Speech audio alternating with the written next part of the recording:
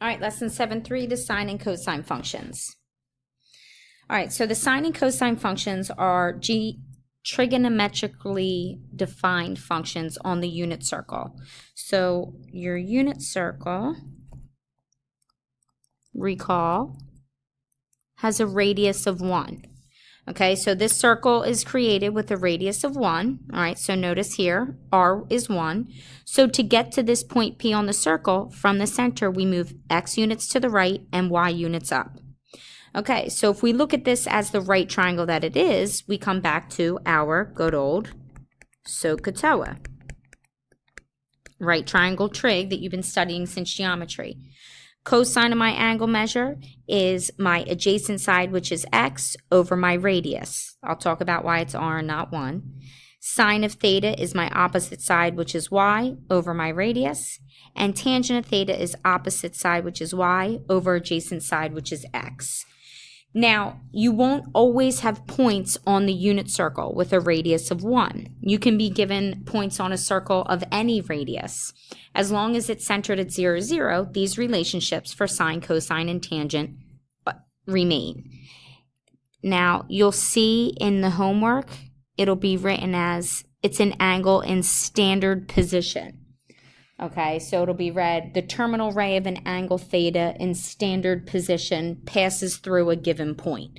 So it's a whole lot of words for saying it's a point on the circle, but not necessarily the unit circle. All right, so throughout the video, you'll see these page numbers with problems to solve. You're responsible for doing each of these, and I would suggest that you do it after each slide. Okay, and if you do not have a handout, then the problems will be posted in Teams. All right, so your sine and cosine functions, according to what quadrant they're in, determines whether they're positive or negative. So if we just think about our coordinate plane, first quadrant, both x and y are positive. Second quadrant, x is negative, y is positive. Third quadrant, both x and y are negative. Fourth quadrant, x is positive, y is negative.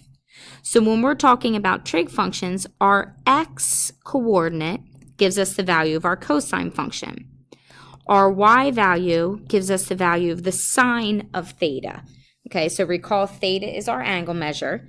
So when we talk about sine and cosine on the unit circle or a ray in standard position, the x coordinate is always associated with the cosine, the y coordinate is always associated with the sine.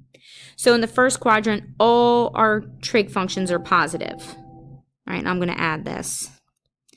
Our tangent, we saw that on the previous slide, is y over x. All three are positive in the first quadrant. So in the second quadrant, only our sine function is positive. In the third quadrant, only our tangent function is positive. Because if we think about how to find tangent, I take my y coordinate, which is negative, divided by my x coordinate, which is negative. In the fourth quadrant, only the cosine is positive. Okay, so sine of 100. 100 degrees is a second quadrant angle. So in the second quadrant, sine is positive. So the sine of 100 will be greater than 0. Sine of 5 pi over 4. 5 pi over 4 is a third quadrant angle. So we discussed this together. My top number is my bottom number plus 1. So since that's a third quadrant angle, the sine is negative. Cosine of 270 degrees. 270 degrees is down here on my negative y-axis. Cosine is the x-coordinate. So the x-coordinate at this point, right, 270 is associated with the ordered pair 0, negative 1. Cosine is equal to 0. 11 pi over 6, my numerator is twice my denominator minus 1. Therefore, 11 pi over 6 is a fourth quadrant angle. In the fourth quadrant, the cosine is positive. Sine of 90 degrees, okay, 90 degrees is up at my positive y-axis. The coordinates at 90 degrees are 0, 1. My sine is my y value, so positive 1 is, obviously greater than 0. Okay, that looks like a B. tan of negative 30. So angle measures are allowed to be negative. It just means from start, from our initial ray, I move 30 degrees in a clockwise direction. So from start, if I rotate 30 degrees in a clockwise direction, this would give me about negative 30 degrees. Okay, so that puts me in the fourth quadrant. In the fourth quadrant, my tangent function is negative, so the tan of negative 30 will be less than 0. Cosine of 150. 150 is a second quadrant angle. In the second quadrant, the cosine function is negative, so cosine of 150 will be less than 0. Tan of 38 degrees. 38 degrees is a first quadrant angle. In the first quadrant, everything is positive, so the tan of 38 is greater than 0.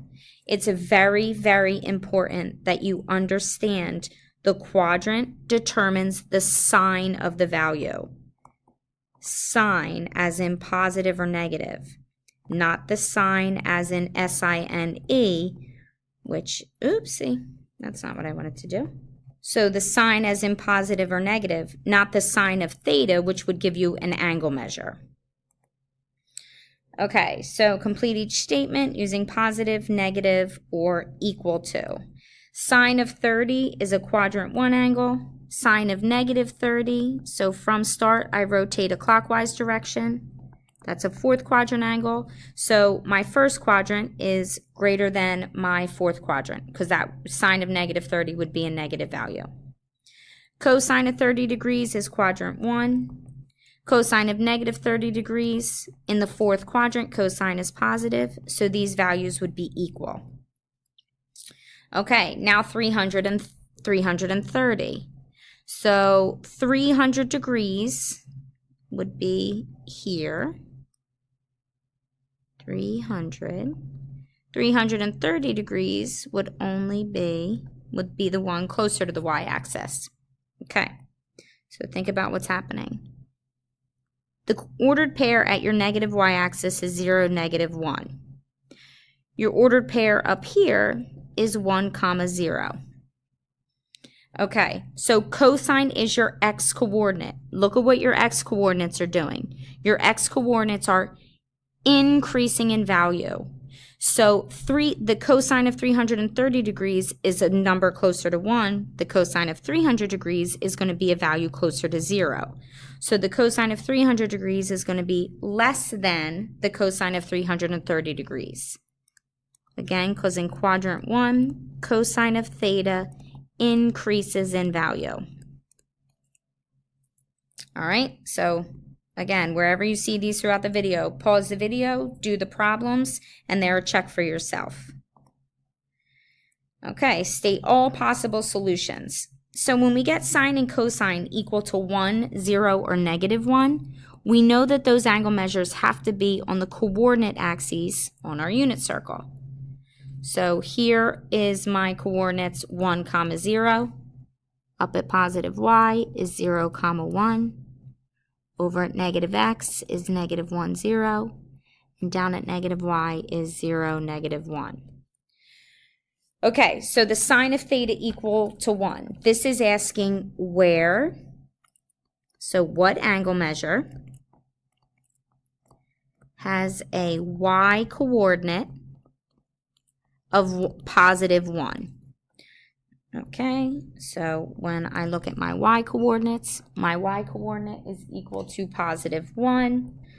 Okay, so I have a y coordinate of 1 when my angle measure is equal to 90 degrees, or if I'm dealing in radians, when my angle measure is equal to pi over 2. All possible solutions. So remember we talked about in class, angle measures are not unique. So if I'm here at 90 degrees, every rotation of 2 pi, or 360 degrees, I get right back to the same spot. So all my possible solutions would be plus 360n, where n is any integer, or 2 pi n if I'm dealing in radians. All right, next one, cosine of theta is equal to 0. So now notice cosine is my x-coordinate. So I have my x-coordinate is 0 in 2 spots. at both 90 and 270. So theta, I only need to list one of them. Theta can be 90 degrees or pi over 2 radians. But to get to my next angle measure that has that cosine value, I don't have to rotate 360 degrees. I only have to rotate 180 degrees. So every rotation of 180 degrees, I'll get to an angle measure that has a cosine value of 0. So now I only have to add 180 n or pi n to my angle measure. Okay, lastly, sine. So where's my y-coordinate? -1. So I have a y-coordinate of -1 down at 270 degrees or 3 pi over 2 radians. And it doesn't occur anywhere else, so I do have to do a full rotation around the unit circle. So 360 n or plus 2 pi n. All right, now the good stuff. If the sine of 90 minus x is equal to the square root of 3 over 2, find the length of AB. Okay, and I'm not going to use x to represent AB because it already represents our angle measure. All right, so when I look at this, if the measure of angle C is equal to x degrees, then the measure of angle A is equal to 90 minus x degrees because it's a right triangle. So my given information is that the sine of angle A is equal to the square root of 3 over 2. So I know my sine is my opposite side over my hypotenuse. So here's angle A. There's 90 minus x. Opposite side is square root of 3. Hypotenuse is 2. Okay, that's the reduced form. What do I have to do to this to get the actual given value of 8? I would have to multiply 2 times 4. So I would have to multiply length BC by 4 as well. And just to check, if I have 4 root 3 over my given hypotenuse of 8, that does in fact reduce to square root of 3 over 2. So I'm in good shape. Now I got to find the length of AB. It's a right triangle. How do we find lengths in right triangles? Pythagorean theorem. AB squared plus BC squared equals hypotenuse squared. Okay, in the interest of time, I would like you to finish that on your own. All right, last example. If the sine of theta is equal to -5/13, find the cosine of theta. Okay, so we're on a circle. So let's recall the equation of our circle is x squared plus y squared equals r squared. Furthermore, if I'm given sine of theta is equal to 5 over 13, sine is associated with y over my radius r. Now remember, your radius must be positive. So according to this ratio, y is equal to -5, r is going to be positive 13. Okay, so plugging that information into my equation of a circle, -5 squared equals 13 squared, x squared plus 25, x squared equals 144, everybody's least favorite. So x can be positive or -12. All right, now we got to bring into our ASTC. In what two quadrants is the sign negative?